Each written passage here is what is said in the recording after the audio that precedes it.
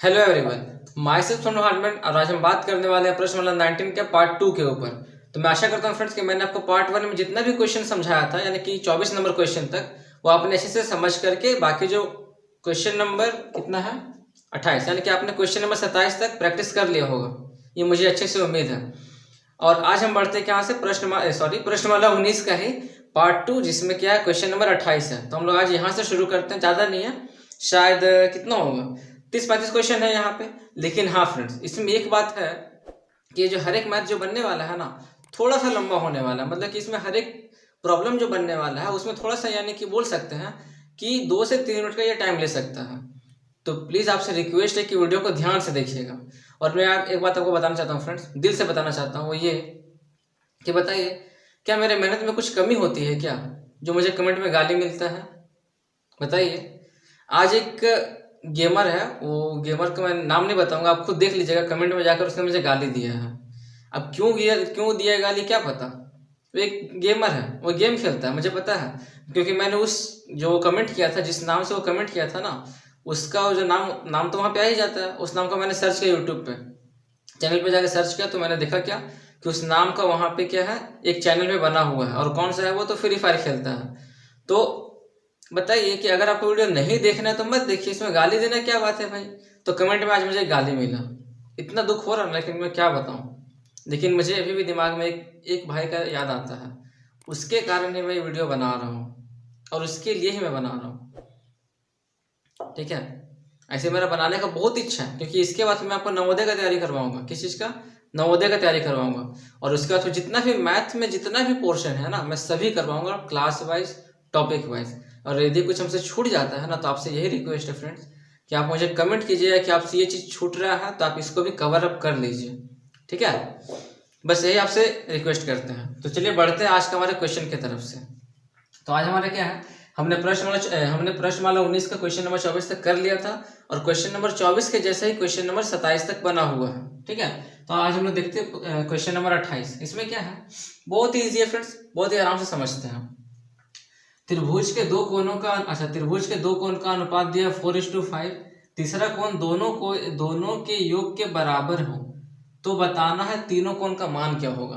तो मैंने आपको चीज समझाया था कि जब यहाँ पे कोई भी दो चीज अनुपात में दिया रहे, उसको अगर हम वहां से हटाते हैं तो क्या करते हैं कि इसमें स्थिरांक लगाते हैं, यानी कि इंग्लिश में बोलते हैं वेरिएबल लगाते हैं। वो वेरिएबल हम लोग अल्फाबेट में लेके चलते हैं, और हम लोग अल्फाबेट में भी क्या मानते हैं, हमेशा एक्स को मान के चलते हैं। तो देखिए यहाँ पे दो कोणों का अनुपात दिया हुआ है, तो इतना छोटा जगह में हो जाएगा ना, ट्राई करते हैं। तो देखिएगा ध्यान से। तो यहाँ पे आपको पहले लिखना पड़ेगा वो लाइन कि त्रिभुज के दो कोणों का अनुपात, ठीक है। त्रिभुज के दो कोणों का अनुपात कितना है ये, तो ये आपका दिया 4:5, ठीक है। तो यहाँ से बोल सकते इसका प्रथम कोण कितना हो जाएगा, प्रथम कोण हमारा हो जाएगा, अब यहाँ से सबको बंटवारा करना है, तो प्रथम कोण क्या हो जाएगा, ये 4x। और यहाँ पे इसका द्वितीय कोण क्या हो जाएगा, ये हो जाएगा इसका 5x, ठीक है। जहां पर हम लोग x को क्या करते हैं, मान लेते हैं। अब आप ही बताइए फ्रेंड्स, यहाँ पे क्या बोला है कि जो तीसरा कोण होगा ना वो दोनों के कोण के योग के बराबर होगा। तो हम यहाँ पे बोल सकते हैं तृतीय कोण बराबर क्या, बताइए आप ही थोड़ा सा दिमाग लगाइए कि दोनों को जोड़ने पर जो आएगा वही, यानी कि 4x + 5x कितना हो जाता है, ये 9x हो जाता है। तो हमारा थर्ड कोण क्या होगा, 9x के बराबर हो गया। बस इसके बाद तो मैंने आपको समझा ही दिया था, प्रश्नानुसार में जाना है। और क्या बोला गया है कि त्रिभुज के तीनों कोणों का योग कितना होता है, हमको तो मेन x का मान निकालना है। त्रिभुज के तीनों कोणों का योग कितना होता है, 180 होता है। तो यहाँ पे कर देना है 4x + 5x, दूसरा कोण हो गया, प्लस तीसरा कोण कितना है, इन दोनों के योग के बराबर है, यानी कि 9x बराबर हो गया 180 डिग्री। यहाँ पे सॉल्व कीजिए तो कितना, देखिए 5 4 9 9 18 डिग्री, 18x। तो 18x इक्वल हो गया 180 डिग्री। यहाँ पे क्या हो, x का मान कैसे निकलेगा, तो 180 बटा हो गया 18, यानी कि काटने पे 10 बार में कट जाएगा ये। तुम्हारा x का मान कितना निकल गया फ्रेंड्स, 10 डिग्री, देखिए निकल चुका है। अब यहाँ पे आप तीनों में पुट कर दीजिए तो आपका यहाँ से क्या निकल जाएगा, प्रथम कोण, ठीक है, प्रथम कोण। तो प्रथम कोण कितना हो गया, कितना दिया हुआ है 4x, यानी कि 4 × 10 कितना हो गया ये 40 डिग्री, ठीक है। फिर उसी में आते द्वितीय कोण, तो यहाँ पे क्या हो जाएगा, ये 5 × x यानी कि 50 डिग्री। और तृतीय कोण कितना है 9x, यानी कितना हो जाएगा 9 गुना 10 यानी कि 90 डिग्री। अब 90 प्लस इतना को जोड़ेंगे तो आपका 180 आ ही जाएगा, और वही आपका त्रिभुज के तीनों कोनों का योगफल होता है। ठीक है फ्रेंड्स, अब बढ़ते हैं अगले टाइप के क्वेश्चन की तरफ। ये देखिए हमारा आज का सेकंड नंबर क्वेश्चन, इसमें क्या बोल रहा है कि दो संख्या में पहली संख्या जो है दूसरी की 5 गुनी है। पहली संख्या दूसरी की 5 गुनी है, तो मान लेते हैं, बस मैथ इसी को बोलते हैं फ्रेंड्स कि आपको जितना बोला जाए बस उतना ही ध्यान देना है। ठीक है, तो देखिए मान लेते हैं कि माना संख्या, ठीक है, माना संख्या x तथा, अब पहला क्या दूसरा का 5 गुना है, तो एक को अगर हम x माने हैं दूसरा क्या हो जाएगा, ये साफ साफ पता चल रहा है कि 5x हो जाएगा। ठीक है, इसमें कोई दिक्कत नहीं है। ठीक है, एक संख्या मतलब पहली संख्या जो है दूसरी की 5 गुनी है। ठीक है, प्रत्येक संख्या में 21 जोड़ने पर पहली संख्या दूसरी संख्या की 2 गुनी हो जाती है।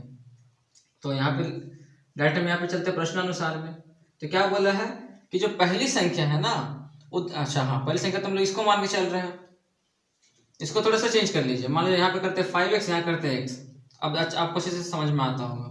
क्या बोला है कि पहली संख्या जो है दूसरे की 5 गुनी है। ठीक है, प्रत्येक संख्या में अगर हम 21 जोड़ देते हैं तो जो पहली संख्या है वो दूसरी की कितनी हो जाएगी, 2 गुनी हो जाती है। ठीक है, तो मान के चलते हैं हमारा पहली संख्या हमारा यहाँ दिया हुआ है और दूसरी संख्या हम लोग ये लिखते हैं यहाँ पे। ठीक है, दोनों में कितना जोड़ने बोलेगा 21, तो यहाँ भी जोड़ते हैं 21 और यहाँ भी हमको जोड़ने बोलेंगे कितना 21। ठीक है, तो इससे क्या होता है कि जो पहली संख्या है वो दूसरी की 2 गुनी हो जाती है, यानी कि हमको दूसरे वाले को 2 गुना कर देना है और इससे बराबर कर देना है। वही ना हुआ कि जो पहली संख्या वो दूसरे का क्या हो जा रहा है, डबल हो जाता है।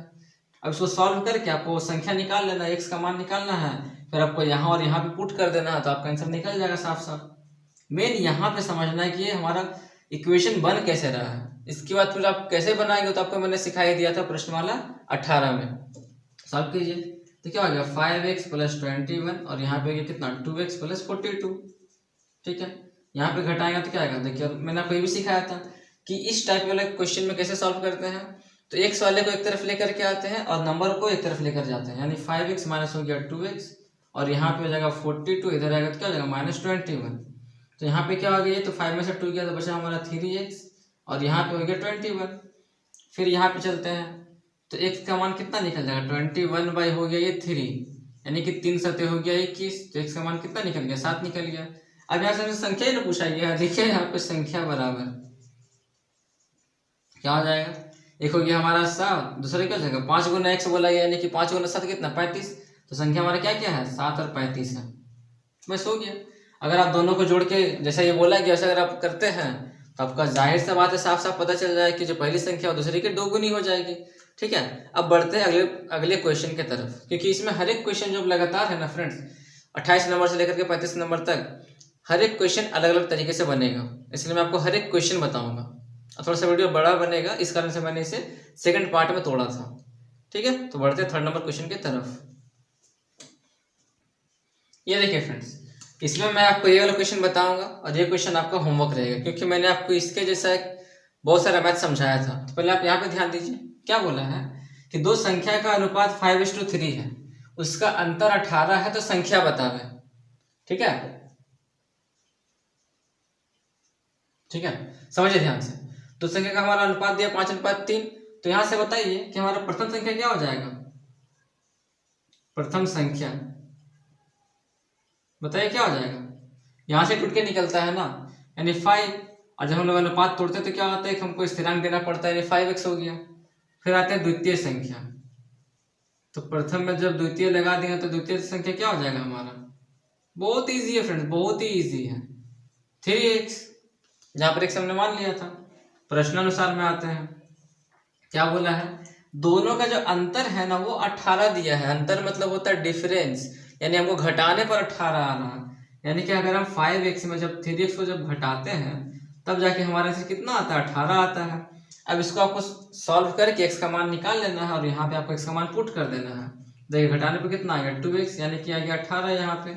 अब बताइए, आप खुद दिमाग लगाइए कि यहाँ से x का मान क्या निकल जाएगा, 18/2 यानी कि कितना आएगा 9 आ जाएगा, यानी x का मान कितना आ गया 9 आ गया। तो इस प्रकार से हमारा प्रथम संख्या क्या हो गया, प्रथम संख्या क्या हो गया 5 इंटू एक्स यानी कि 5 गुना 9 यानी कि 45। और द्वितीय संख्या ये क्या हो जाएगा हमारा 3x यानी कि 3 गुना 9 यानी कि 27 हो जाएगा। ठीक है, चलिए अगर आप इन दोनों को आपस में घटाते हैं तो आपका आंसर 18 ही आने वाला है। तो सही बना है मैथ।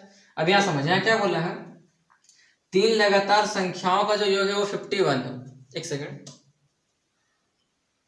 हाँ देखिए हम बोले कि वीडियो रिकॉर्ड नहीं हो रहा था इसलिए मैंने गया था चेक करने के लिए वीडियो रिकॉर्ड हो रहा है कि नहीं हो रहा है। देखिए 3 लगातार संख्याओं का योग 51 है, तो 3 संख्या आखिर क्या क्या होगा। तो आप थोड़ा सा इस चीज को दिमाग से लगाइए, थोड़ा ध्यान से समझिए कि मैंने आपको समझाया था 3 लगातार विषम संख्या, 3 लगातार सम संख्या, बस वैसा ही यहाँ पर ये चीज भी है, बस थोड़ा सा अंतर है। तो बताइए अगर आपसे हम ये बोले 3 लगातार संख्या बताइए तो आप क्या बोलेंगे, आप बोलेंगे 1 2 3, कुछ भी बोल सकते हैं। अगर आप 4 से शुरू करें तो क्या बोलेंगे 4 5 6 बोलेंगे ना। अगर मान लीजिए आपको मन कर रहा है 11 से बोलेंगे तो क्या बोलेंगे 11 12 13 ना बोलेंगे, यही ना बोलेंगे। तो अगर हम मान के चले इस 1 को x मान लेते हैं, क्या मान लेते हैं x मान लेते हैं, ठीक है। तो 2 हमारा क्या हो जाएगा तब x प्लस 1 होगा। बताइए इस 1 में हम 1 जोड़ रहे तो ही ना हमारा 2 आता है, और इस 3 कैसे आएगा, तो हम इसको ऐसे बोल सकते हैं x प्लस 2 बोल सकते हैं। x हमारा क्या था 1 था, तो 1 में अगर हम 2 जोड़ेंगे तो हमारा 3 आ जाता है। तो इस प्रकार से बोल सकते हैं कि 3 लगातार संख्याओं का जो योग है 51 है। तो हम जो 3 संख्या जो मान रहे हैं उसमें हमारा पहला संख्या x हो गया, फिर x प्लस 1, फिर x प्लस 2 हो गया। ठीक है, तो यहाँ पे आप इसे लिख लीजिए कि माना 3 लगातार संख्या, ऐसा समझ में फ्रेंड्स। क्योंकि आप इसको बिना देखिए अगर आप थोड़ा सा भी हाई लेवल पर रहते ना तो मैं आपको डायरेक्ट समझाता, लेकिन ये मैथ आपको मैं अगर डायरेक्ट समझा दूंगा तो आपके सर के ऊपर से पार हो जाएगा, इसलिए मैं ऐसे x के रूप में समझा रहा हूँ। तो देखिए क्या था x, दूसरा क्या हो जाएगा x प्लस 1, जाहिर सा बात है x अगर हम 1 मान के चलेंगे तो क्या 1 प्लस 1 2 हो गया, और तीसरा क्या हो जाएगा 1 प्लस यानी कि x प्लस 2, तो 1 में अगर 2 जोड़ेगा तो क्या 3 आएगा, तो 1 2 3 तो ऐसे ही हो चुका है। अब तीनों को जोड़ने पे कितना आता है हमारा आंसर 51 बोला गया, तीनों संख्या बताए क्या हो जाएगा। तो अकॉर्डिंग टू क्वेश्चन चलते हैं, तो पहला संख्या x, दूसरा हो गया हमारा क्या x प्लस 1, और थर्ड क्या हो गया हमारा x प्लस 2, तीनों को जोड़ने पे कितना आता है 51 आता है। क्या मैंने आपको ये सॉल्व करना नहीं सिखाया था इस प्रकार के क्वेश्चन को, पहले यहाँ पे आप ब्रैकेट तोड़ दीजिए, उसका फिर सॉल्व करेंगे तो निकाल लीजिए, तो आपका x का मान निकल जाएगा। आज जब x का मान निकल जाएगा उसको यहाँ पे तीनों में पुट कर देना, आपका आंसर निकल जाएगा। मैं आपको देखिए बताता हूँ तुरंत ही, x कितना 3x हो गया ये, और 2 प्लस 1 हो गया 3, तो 3x प्लस 3 इक्वल टू कितना हो गया 51। 51 में अगर आप 3 घटाएंगे तो कितना बचेगा बताइए 48 बचेगा ना। तो 3x इक्वल टू कितना आएगा आपका 48 आ जाएगा।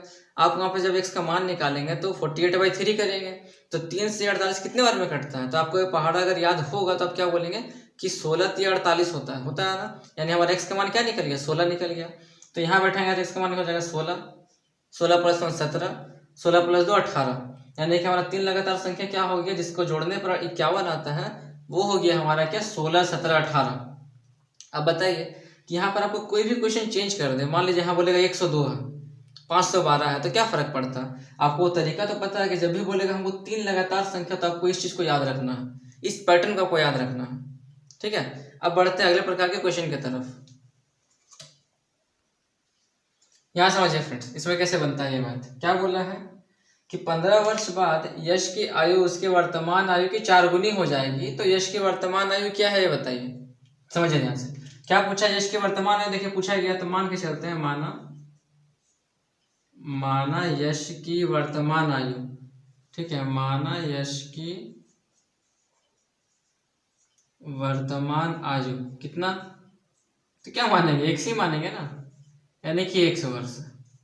ठीक है, 15 वर्ष के बाद, तो आप ही बताइए कि 15 वर्ष के बाद उसका उम्र कितना हो जाएगा 15 वर्ष बाद।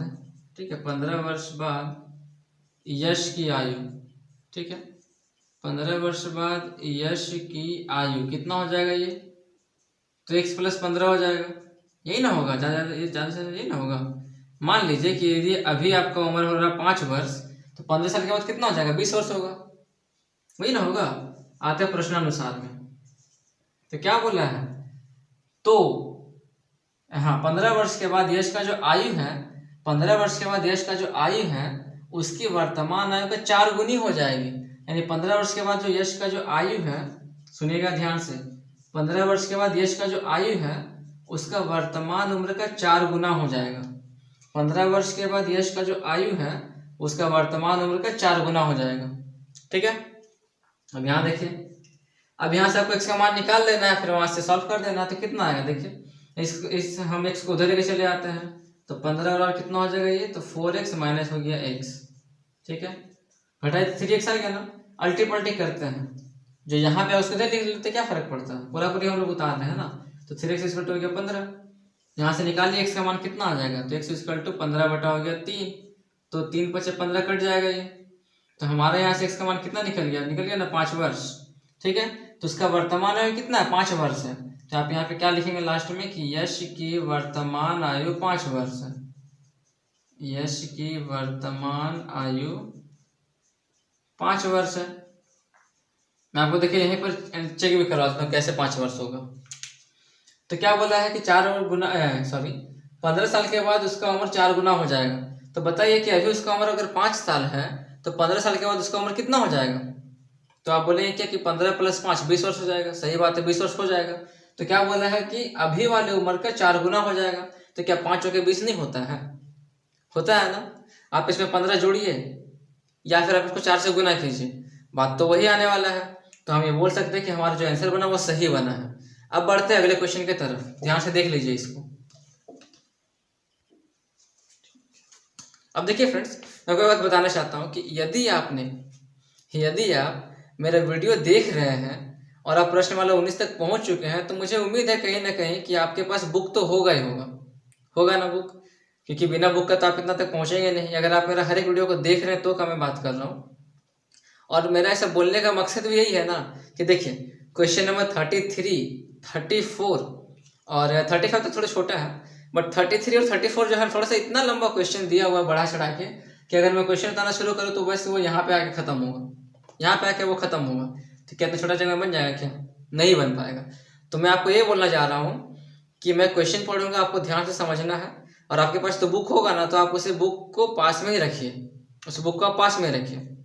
हम क्वेश्चन पढ़ते हैं, फिर उसका मैं समझा करके उस मैथ को मैं बनाता हूँ। देखिए क्वेश्चन बोल क्या रहा है कि मेरे पास 300 रुपए के, है ना, 300 रुपये मूल्य के 1 रुपये, 2 रुपये, 5 रुपये वाले सिक्के। बहुत ही इंपॉर्टेंट क्वेश्चन है फ्रेंड, बहुत ही इंपॉर्टेंट है कि मेरे पास 300 रुपये है। समझिए ध्यान से कि मेरे पास 300 रुपये है, और 300 रुपये किस फॉर्म में है, तो उसमें जो है 1 रुपये का भी सिक्का है, 2 रुपये का भी सिक्का और 5 का भी सिक्का है। तीनों सिक्का हमारे पास है, और तीनों सिक्कों को मिला करके 300 रुपये बनता है। समझ में आ गया इतना, आगे बढ़ता है। और क्या बोला गया है कि 2 रुपये वाले सिक्कों की संख्या ना 5 रुपये वाले सिक्कों की संख्या का कितना 3 गुना है। 2 रुपये वाला जितना सिक्का है 5 वाले सिक्का की संख्या कितना 3 गुना है। तो अगर हम मान के चलते हैं कि जो मेरे पास 5 रुपये का जो सिक्का है वो 1 से सिक्का है, कितना 1 से, अगर उसको मान के चलते हैं तो 2 रुपये का सिक्का कितना हो जाएगा, 3 गुना बोला है ना 5 रुपये वाले से, तो 3x हो जाएगा। ठीक है, बाकी क्या बच गया, 1 रुपये का सिक्का बच गया। और क्या बोला गया आपको सवाल में कि कुल सिक्का कितना 160 है। तो बताना है कि मेरे पास प्रत्येक प्रकार के कितने सिक्के हैं। तो आपको क्वेश्चन में ये पूछा गया है कि मेरे पास 1 रुपये का कितना सिक्का है, 2 रुपये का कितना सिक्का है और 5 रुपये का कितना सिक्का है। तो मैं आशा करता हूँ फिर से आपको ये क्वेश्चन समझ में आ गया होगा। अब मैं इसे बनाता हूँ, तो ऐसे आप ध्यान से देखिए।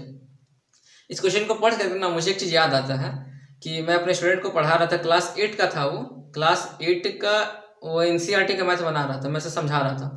उस NCERT का चैप्टर नंबर 2 का question number 13 same ditto question दिया हुआ है।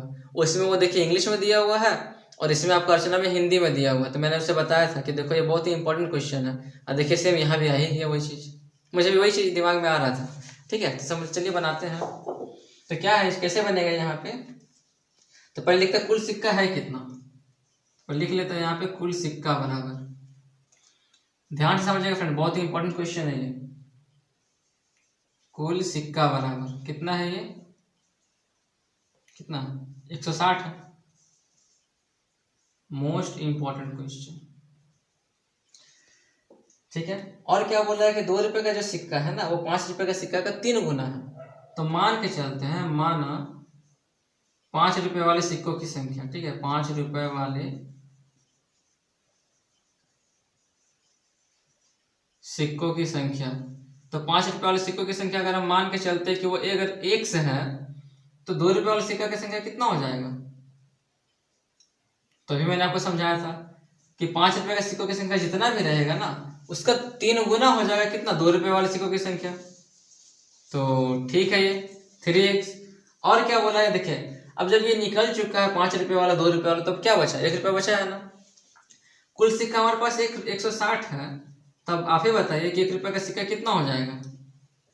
हमको पता चल गया कि 5 रुपए का सिक्का कितना है, 2 रुपए का सिक्का कितना वो भी हमको पता चल चुका है। हमको ये नहीं पता है कि 1 रुपए का सिक्का कितना बचा हुआ। तो आप क्या करेंगे, सिंपल सी बात है ना कि कुल सिक्का जितना भी है, कुल सिक्का जितना भी है उससे आप इन दोनों को माइनस करेंगे तो जा करके ना आपको 3rd नंबर सिक्का निकल के आएगा। सिंपल सी बात है।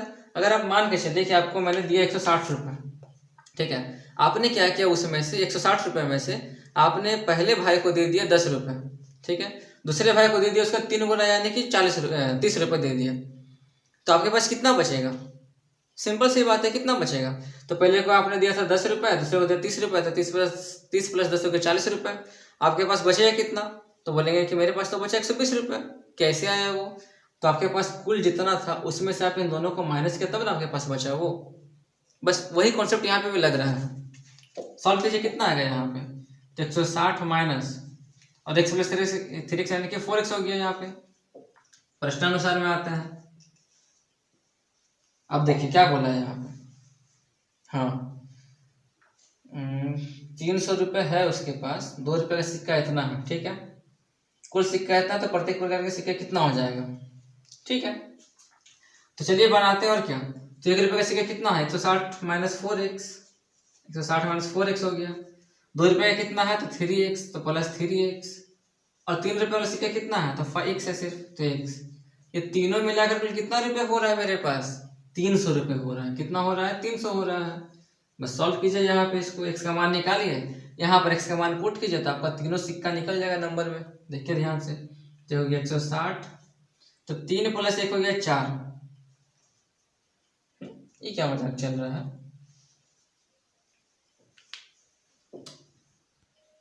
यहाँ देखिए फ्रेंड्स, ये तो पूरा पूरी कट जाएगा।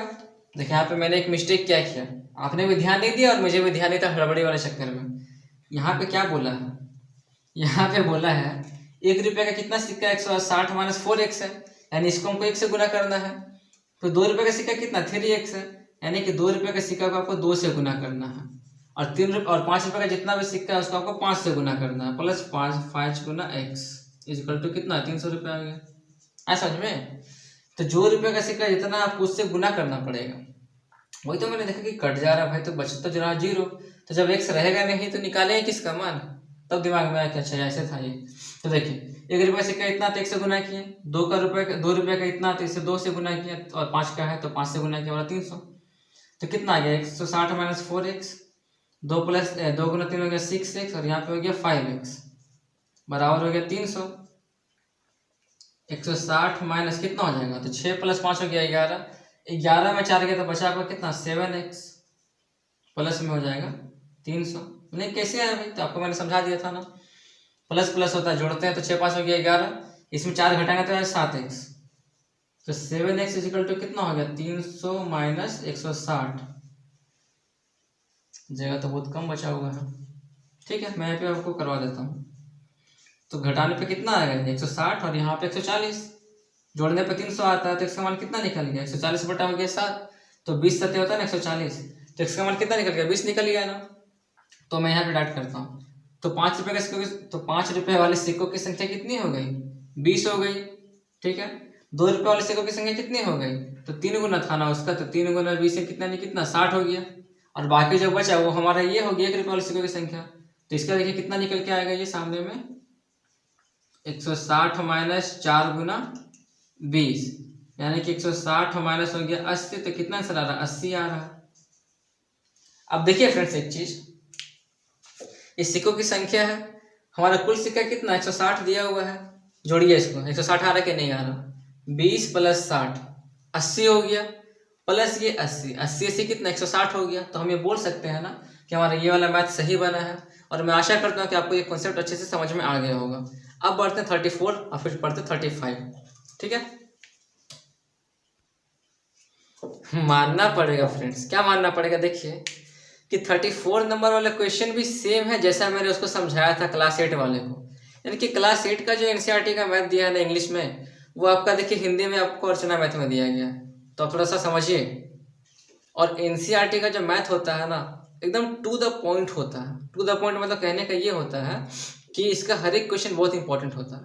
एनसीईआरटी का जितना भी क्वेश्चन है ना, सब बहुत इंपॉर्टेंट होता है। अब समझिए कि वहां से क्वेश्चन आपको उठा करके आपको ये अर्चना मैथ में मिला है, तो आप बोल सकते हैं ना कि अगर आप इसको अच्छे से कर लोगे तो आपका मैथ कितना तगड़ा बन सकता है। बोल सकते हैं ना। आपके सामने ये जीता जागता प्रूफ है।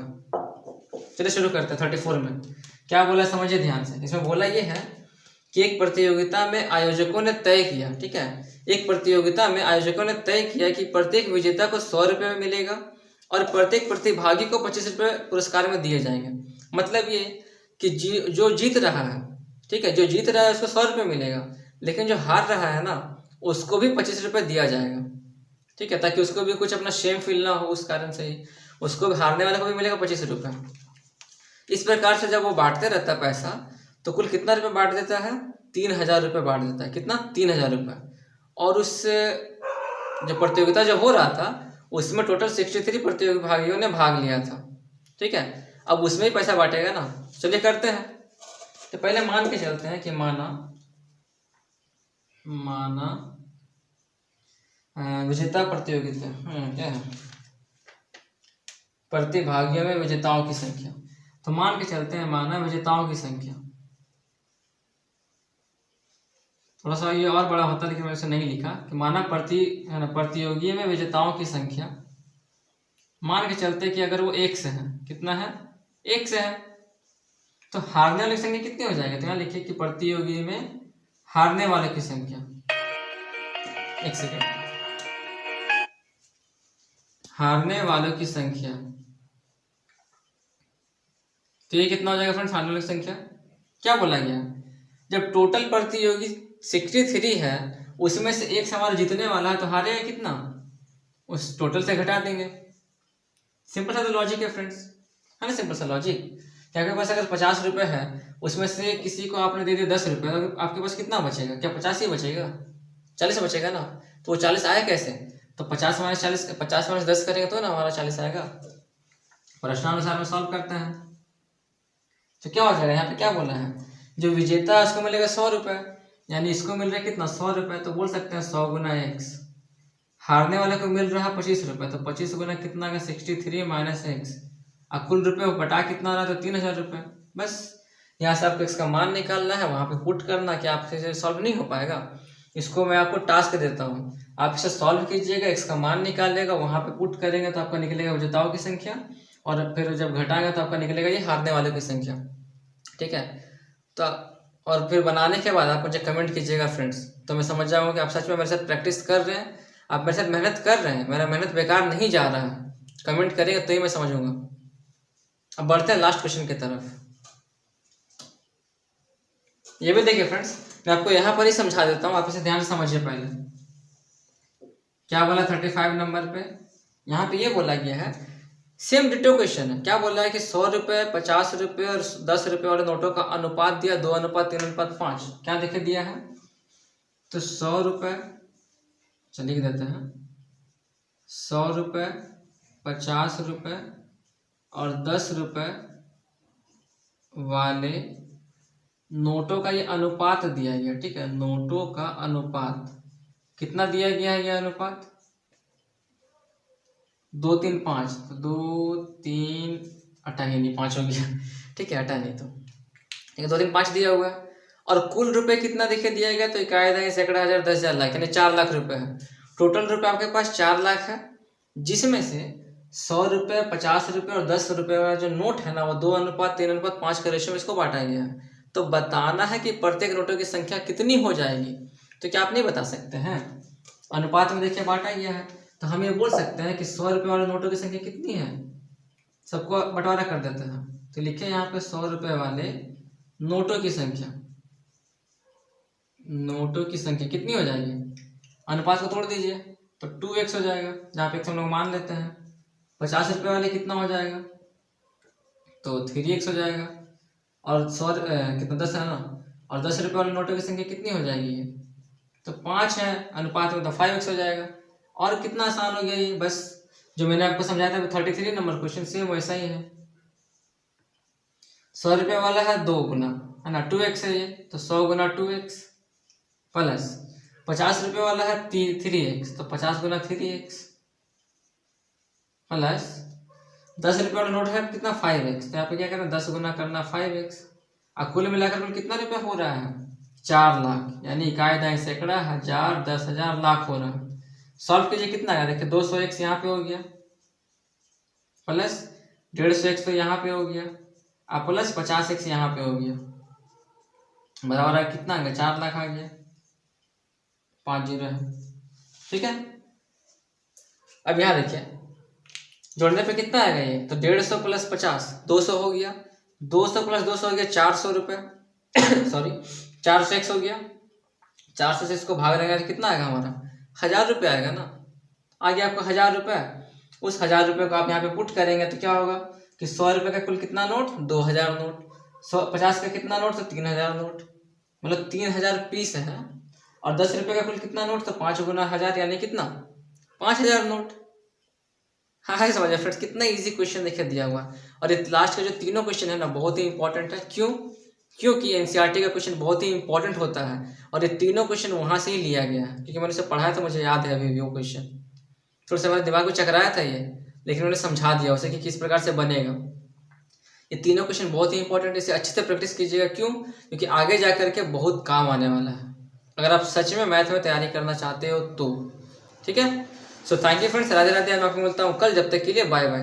और कल मैं आपको क्या सिखाने वाला फ्रेंड्स, तो प्रश्नमाला 20 जिसका नाम क्या है यूनिटरी मेथड, यानी कि एक नियम, बहुत ही इंपॉर्टेंट है, बहुत ही सरल तरीके से मैं आपको समझाऊंगा, क्योंकि मेरा नाम है सोनू हार्डमैन और मेरा काम है हर हार्ड चीज़ों को इजी वे में समझाना। बस आपसे इतना ही रिक्वेस्ट है ना कि प्लीज़ गाली मत दीजिए, और सेकंड रिक्वेस्ट आपसे ये है कि यदि वीडियो अच्छे लगते हो तो प्लीज़ लाइक कर दीजिएगा, चैनल को सब्सक्राइब कर लीजिएगा, और थर्ड नंबर रिक्वेस्ट आपसे ये है कि वीडियो को शेयर कर दीजिएगा अपने फेसबुक या व्हाट्सएप ग्रुप में, जहाँ भी आप शेयर कर सकते हो वहाँ पे आप शेयर कर दीजिएगा, ताकि आपके जैसे और भी जितना भी स्टूडेंट होंगे वो सभी अपने मैथ को स्ट्रांग बनाना चाहेंगे तो मेरे वीडियो को जरूर देखेंगे।